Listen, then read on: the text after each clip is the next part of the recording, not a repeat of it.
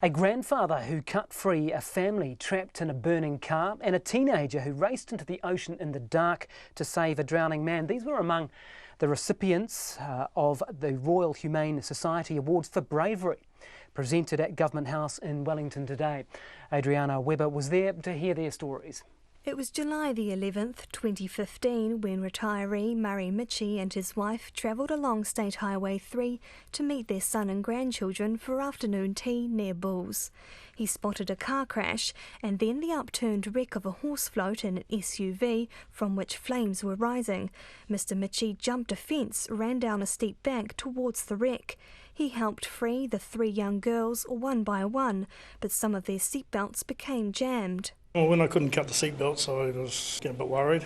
And I yelled out to some person up on the bank to get me a knife or any instrument that would cut the seatbelts. And he'd come back and threw me the knife, and I was able to do the job to release them from the seatbelts. Finally, he was able to cut the unconscious mother free, and with the help of four strangers, Anthony Duffy, Jamie Yeldon, Stacey Watt and Kate Elliott, took her to safety. They were only about 3 metres from the vehicle when it exploded. Mr Mitchie said he just sprang into action. I don't really know what was running through my head. My aim was just to get the people out of the car and get them to a safe site, knowing the car was going to blow up. It was a fair blaze, and so there was only a short space of time to get them out, and that was my achievement. Also honoured were 3 people, Paige Olds, Jonathan Derrick and Logan Mason, who rescued a drowning man near Eastbourne in Lower Hutt in March last year. Paige, then just 16, was the first to jump into the water to help, despite, like the others, not being a very confident swimmer.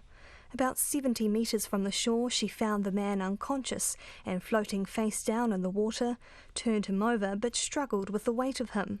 It was at that moment I really thought that I wasn't going to be able to, and I knew that John and Logan weren't too keen on swimming. So I was like, oh my gosh, what am I going to do? Like, how am I going to get back in with this man? And that was probably, the scariest part. She called out to the others, who then came to help, and the 3 of them took the man to shore. Logan Mason says when they finally got on solid ground, everything was a blur. It was just, a big hit of adrenaline, try and do your best, try and save a life. Everything's all blurry, and you're just yelling at other people, ring an ambulance, and The man died in hospital 3 days later. Mr Mason says despite the sad outcome, he was pleased that they were able to give the man a fighting chance, and if he could go back in time, he wouldn't hesitate to help again. For Checkpoint, Adriana Webber.